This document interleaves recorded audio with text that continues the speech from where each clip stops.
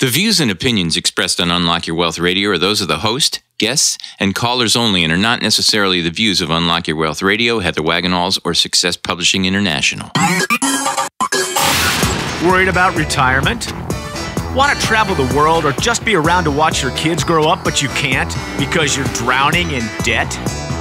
Now you can! With Heather Wagenhals and the Keys to Riches powered by Unlock Your Wealth Radio. Heather will show you how to stop chasing your wallet, eliminate debt, lose financial stress, and live the life of your dreams. If you truly ever wanted to have more, do more, be and give back more, now's your chance. Listen weekly to hear what others are doing to manage their money better with these proven strategies for building wealth with the Keys to Riches financial philosophy. Now, here's your host, Heather Wagenhals. Woo! That's more like it. Thanks for stopping by. Today's episode of Keys to Riches, powered by Unlock Your Wealth Radio, is sponsored in part by Audible.com. Get a free audiobook download at keys-to-riches.com/free book and click on the link to over 150,000 titles to choose from for your iPhone, Android, Kindle, or MP3 player. And perhaps you could even choose the 7 elements for self-empowerment. Yes, you can. 2.0.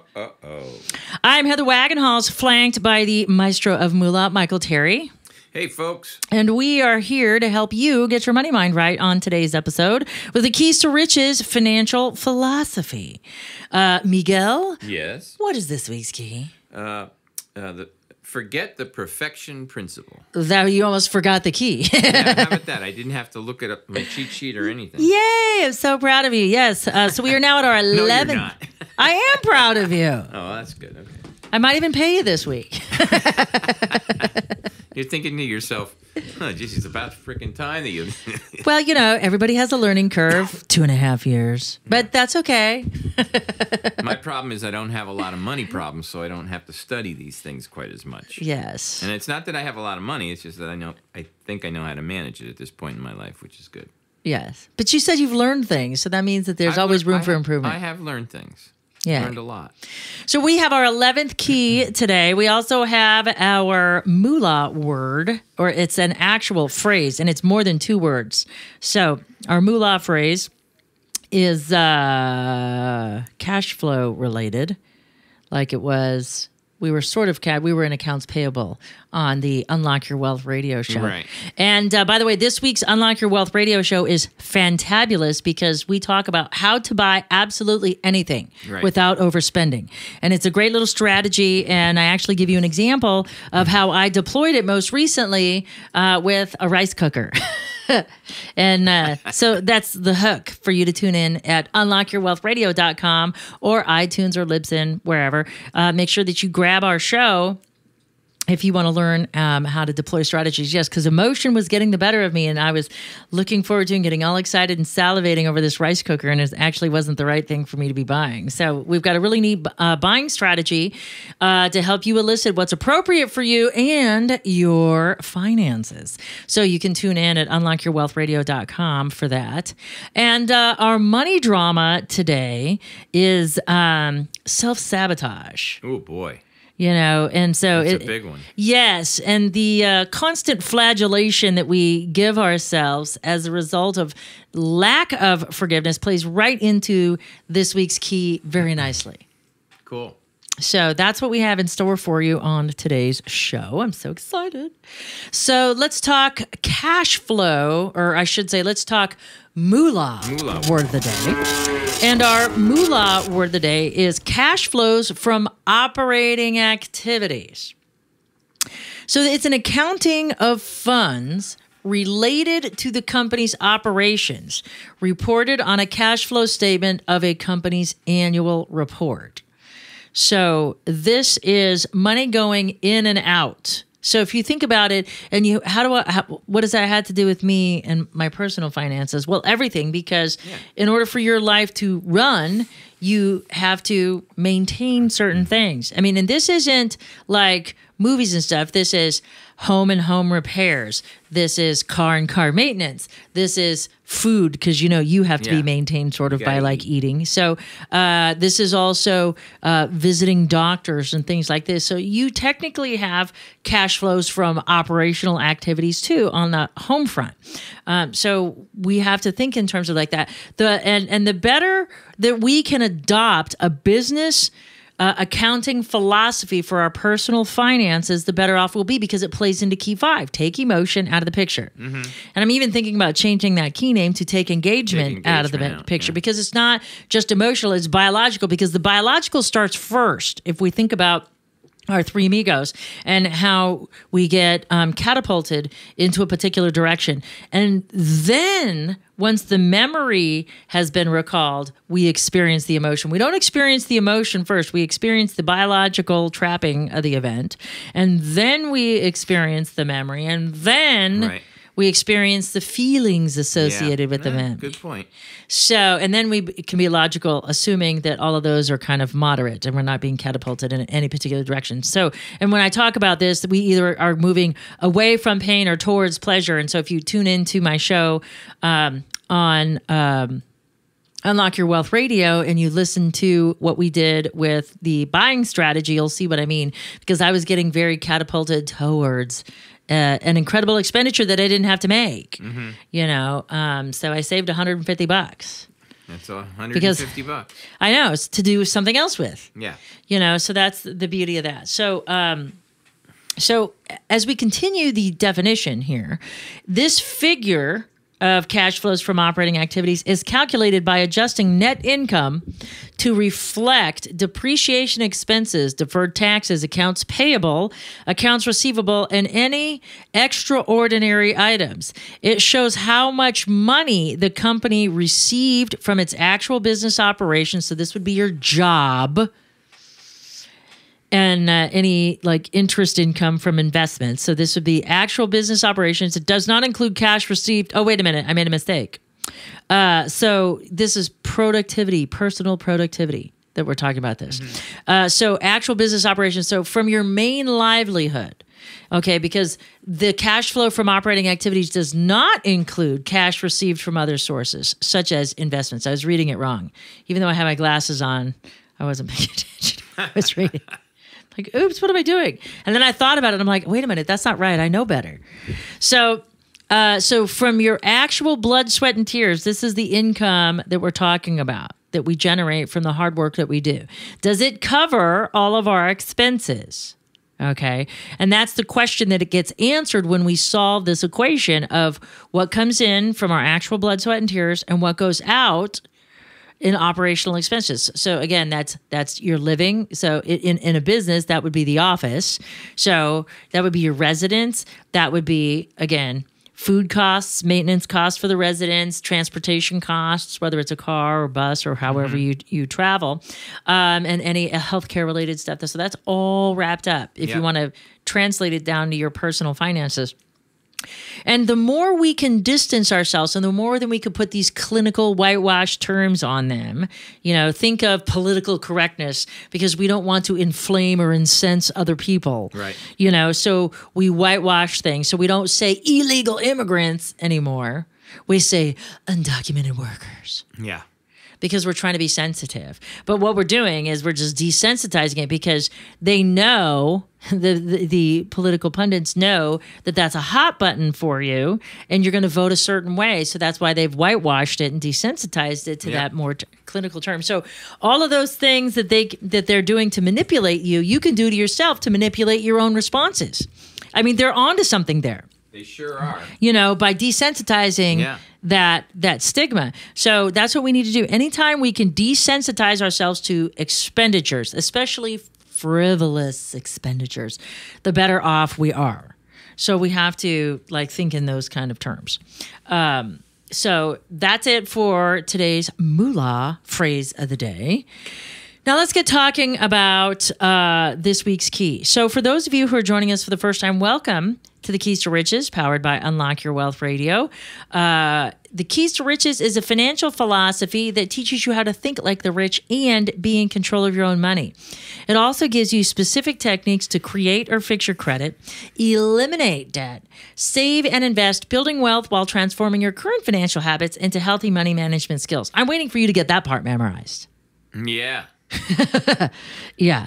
Yeah, it's a challenge. I could start give you another 3 years. I could start doing that on the show. I could take over that announcing part. Yeah. We'll see how you do. Yeah.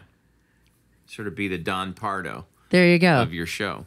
I've had 13 years at it. No. I've had 15 years. Wow. That's a lot of shows. Yes.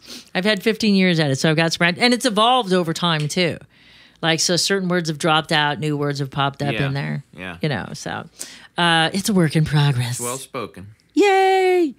Just eat ease. So when we talk about our personal finances, and because we understand from this show that it's a biology-based money management show, and it's not about the money, it's about everything else, we have to talk about forgiveness, because we are going to fall off the wagon. It just happens. No question about it. It was, I remember, do you remember Carney, is it Carney Wilson? Yeah. And she was, had the big weight, up and down kind of thing. And she said that the trouble that she had with her food addiction is that she had to have food. Like, if you have a drug addiction or an alcohol addiction, you can get rid of it because you don't need it. You don't need alcohol. But with a food addiction, right, you need it. With a financial addiction, you need money. Like, that's how you acquire and accumulate the things that you need. That's your medium of exchange. Exactly. So it's a different type of addiction that we have to deal with. And because of all these other things that don't have anything to do with money, go into how we make decisions about money. And these are cultural influences, societal influences, familial influences, spousal influences. So you have all of these things, and religious influences are a bad one. Tithing. Not just tithing, but some of the things, I have someone that I know that has had big problems with money and saving for the future because of that whole Bible quote of it's easier to put a camel through an eye of a needle than it is something about a rich man. I was paying attention to boys in Sunday school, so I don't remember that one at all. but things like that, I was just reading another financial book, and I was reading this money management book and reviewing it, and and that quote was in there. And it was funny because I had never heard the quote until one of my coaching clients had brought it up. And I was like, because I said, what sayings do you know about money? Like, what have you learned over time? Because those moneyisms that we hold, like it takes money to make money, like some of those moneyisms can be negative and detrimental. Like a penny saved, penny earned. Like all of those things, depending on how you hold those moneyisms, can have a negative impact. But forgetting the perfection principle is knowing in advance that something is going to happen. We don't know what. And I don't mean to be a doomsdayer. And I don't mean to play into our natural negativity bias that the brain has, because it's always looking for something to go wrong. And it's a survival mechanism. So we're never going to get rid of the negativity bias. Yeah, that's okay. Yeah. But the problem we have is, even in a perfect world, there's only 3 things in this entire universe that we control: our thoughts, our feelings, and our actions. Everything else is just influence. You can't control your kids, because goodness knows how many people have kids that are like, and people that have pets. I mean, talk about another like parental situation. Lack of control. You can't, lack of control, but you can't communicate because you don't speak the same language. So it's even more difficult to try to control an animal. a pet. So even if you've taken all the classes and done everything right, you still have another free will on the other side of that equation that can muck things up for you. Here's a horrible example, but you can't control your pet, even though you've gone through all the classes and they listen on the leash. What if your dog sneaks out and gets run over?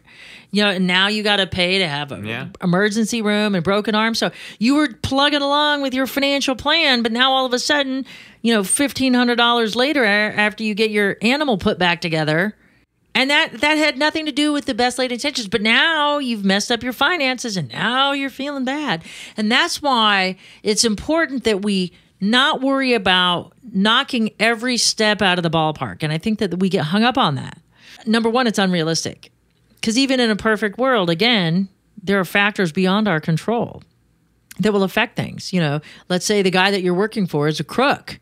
And, he closes the door without warning on all of his employees, and the last checks that he wrote bounced. Mm-hmm. Maybe you didn't make it to the bank first, and whatever money was in there, the other employees got, and your check bounced. Like, you can't control that. But what you can control is how you respond to it, okay? Because between stimulus and response, there's a space, and this is where all the power is held. Sometimes we do really great things in that space, and sometimes not so great. And sometimes it doesn't matter what we do in that space, we still can't change the outcome. But we can then again respond to that next outcome. But what happens when we get going is that we make mistakes and we hang on to them as if they're going to prevent us from making the mistake again. And I liken this to driving down the road and you run over something and you're still driving down the road, but instead of watching the road for what's coming ahead, we're looking in the rearview mirror. Yeah. And you're going to not see what's in front of you, number one. Sure. But number two, you can't go back and fix it. No. You can only respond to what's happened again. Mm-hmm. But you can't ever go back and erase it or fix it. So we have to learn how to move on. And when we hold this negative energy in our bodies, I mean, ideally, on an atomic level, we're just matter. But when we look like we're solid, we look like we're liquid or gas or whatever. You know what I mean? That stuff looks that way, but it's just matter hanging out together.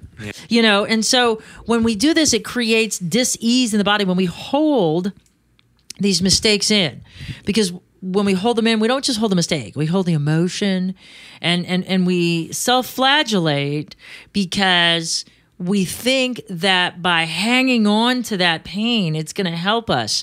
And all it does is sticks us where we are, keeps us from moving forward, and we're more likely to repeat it because what you filter for, you find. What you focus on expands. And if you're focused on your problems, they're going to expand. But if you focus on your solutions, those will expand. Yeah. And so this is an important key. You are listening to the Keys to Riches, powered by Unlock Your Wealth Radio. This segment of Keys to Riches is sponsored in part by KeepMyID.org, the only service that actually prevents identity theft. All others are just monitoring services. Put your credit on lockdown for Keys to Riches radio listeners by visiting our website at keystoriches.com/keepmyid. And remember to use promo code WAGS. So before the break, we were just chatting about the importance of this key. So now that we know why this key exists, now we're going to learn how to forgive ourselves and let go. Because if we don't let this emotion go some way, because again, it's a ball of energy. Memories are just energy stored somewhere in our body. And when I say that, think about yourself and your physical body and take yourself to a very upsetting moment. Maybe you got fired from a job, all right? Whether it had to do with what you did or not. And think about how you felt in that moment. What did you see? What did you hear? What did you feel? Who was with you? And notice where in your body you feel it. For example, when I was a kid, I would always go check the Twinkie box to see if you had a Twinkie box. Well, it wasn't my Twinkie box. It was the community house Twinkie box. Yeah. But there was only my mom, my brother, and I. And if there were less Twinkies than what should be there, I would become enraged because I knew my brother ate another one. Yeah. And so when I would become enraged, just by looking at the Twinkie box, I could get this anger in my body, and I would feel it in my chest, in my shoulders, and in my arms. Your problems go back to your Twinkie box. My Twinkies. But I had a reversal of Twinkie luck. That actually helped my brother in an emergency. Wow. Surprisingly enough. All the times he got the crap beaten out of him, it saved him when he had a life-threatening emergency. So it was a good thing. In that moment, I would get this, I would get hot, and the feeling in my body would be in my arms specifically. All I wanted to do was go wring his neck and choke the crap out of him for eating the Twinkies, And but it wasn't about the Twinkie; it was about something deeper, right? It had to be. No, it was about him eating the Twinkies, and I always thought that I was the oldest, so I should have all the Twinkies. Mm-hmm. The Twinkies should be at my discretion. Yeah, not for any other thing. I mean, that's as deep as it went. I would just get angry because I'd want the stink of Twinkies, but I would feel it in my arms. So think about. Maybe that time when you first met the love of your life and you got the lovely butterflies in your stomach. Yeah. Okay. So, or you can think about the time that you got dumped and you were heartbroken or crestfallen. You physically felt it somewhere in your body. Oh, yeah. Maybe, you got jumped and you got a jolt of adrenaline that went straight to your legs and you just wanted to run away. Maybe, you got... your parents found something that you broke or hid or stole or whatever, and then your knees, you got weak in the knees, you felt it in your legs. You're I'm in trouble, but you couldn't run away. So that was your body dumping hormone to, it's fight, freeze, or flee. So when your legs would give out, your body's trying to curl up and freeze and play possum. But unless we start listening to our body and finding out where these things go, we can't identify them and bring them up to let them go. And so what we need to do is start forgiving ourselves for these things. And we have to remember that forgiveness is for us or for you. Forgiveness is not for the other person, but we get hung up and say, well, I'll never forget that so-and-so. And then you have a situation like the Hatfields and McCoys, where everybody, there's so much hate between the families, but nobody can tell you why one person hates the other. Mm-hmm. So then it just becomes ridiculous. Yeah. Other than, your last name is Hatfield or McCoy, I'm going to hate you because that's what my family does. But you don't even know why. Yeah. Because it's, so many generations down, you just have no idea why. Ridiculous. So we have to remember, first and foremost, that what we want to focus is on the progress of the process. We want to cheerlead those moments and celebrate those achievements that we've made, the times that we have been able to take a step back and dissociate from our engagement of the situation. And we don't want to punish ourselves because, again, now we're stirring up hatred, negative emotions. We don't want to punish ourselves for our mistakes, but we want to look at them and try to be objective and figure out what the message is. But the problem with that is that we're going to have the hormone dump. It's a biological response when we make mistakes. Yeah. We can feel it, Yeah. That when we say, he makes me so angry. And it's it's not he that's making you angry. He's doing what he does, and you're making yourself angry by having a biological response to it. Yeah. And so when you have the biological response, then you attach the emotion or the meaning to it, and then you bury it somewhere in your body. So we got to get it out. We got to get it up and out. And so writing is a great cathartic process that we can do. There are some other energy psychology work that we can do to get rid of this. But ideally, forgiveness is for you. And even if you never, ever, in person, forgive the person that wronged you, you can still forgive for your sake, write it down, express everything, get it all out, communicate it. Maybe you, if you're not a writer or a typer, maybe you talk it out into an audio tape. Yeah. You record it. And, but whatever it is, you got to get it up and out. I was hurt. Acknowledge the pain. We always try to be stoic and, never let them see you sweat. That was always something that I learned. I'm fine. And I have I experience emotion very deeply and on a very physical level. But I was taught early on, never let them see you sweat. Right. So, and crying is just your eyes sweating. No crying here. So, yeah, there's no room for crybabies. So, I'm good at the poker face and stuff, but that doesn't mean I don't experience it. I just don't express it in front of others. And so, in order for me to have a healthy outlet, I need to express it. And so, whatever it is, so however you express it, whether you dictate it into a tape, write it on a piece of paper, or type it on your computer, you got to get it up and out. What happened? Why did it happen?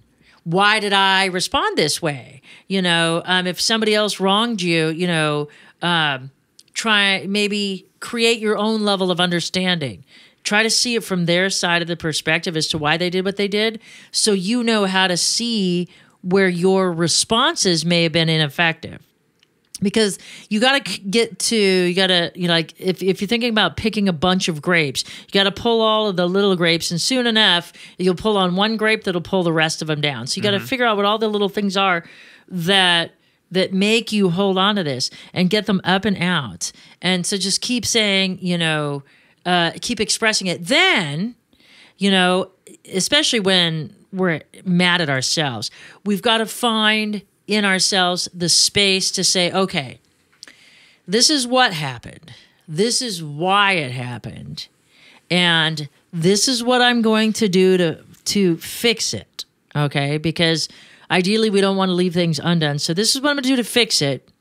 And then we're going to pull a little bit from key 6, hope for the best, plan for the worst. Here's my strategy for responding in the future. If and when this happens again, now I have a plan of attack.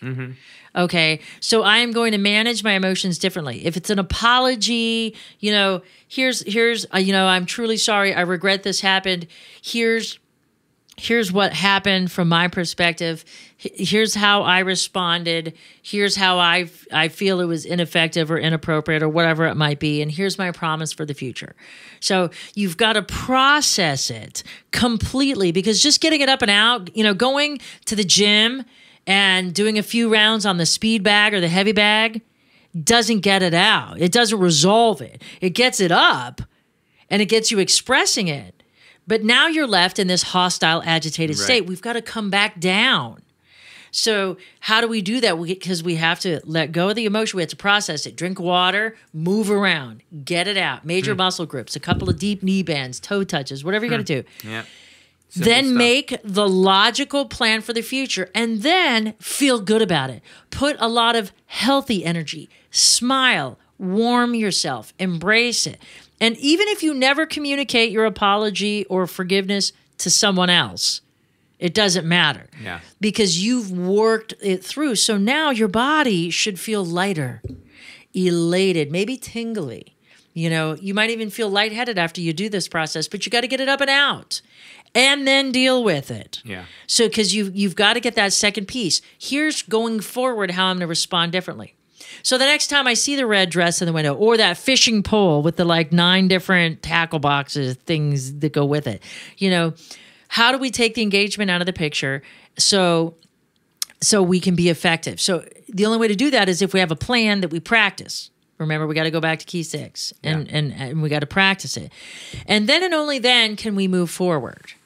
And this forgiveness process is very, very effective for doing that. And because if you don't let yourself off the hook, what you focus on expands. So you're going to keep making that same mistake until you learn to let it go. Mm-hmm. And you got to let go of the emotion, not the message. Maintain the message, but let go of the mistake. Yeah. And that's how we process this. And this is how we move forward exponentially.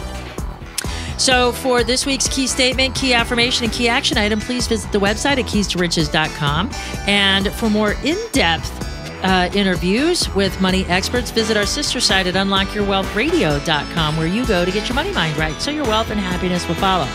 For the Keys to Riches Radio, powered by Unlock Your Wealth and Michael Terry, I'm Heather Wagenhals. Now go out and unlock your wealth today. UnlockYourWealthRadio.com is produced by Heather Wagenhals and the Unlock Your Wealth Foundation. UnlockYourWealthRadio.com and its affiliates are copyrighted 2016 with all rights reserved. For more information on the Keys to Riches Financial Wellness Series, please visit our website at www.unlockyourwealth.com.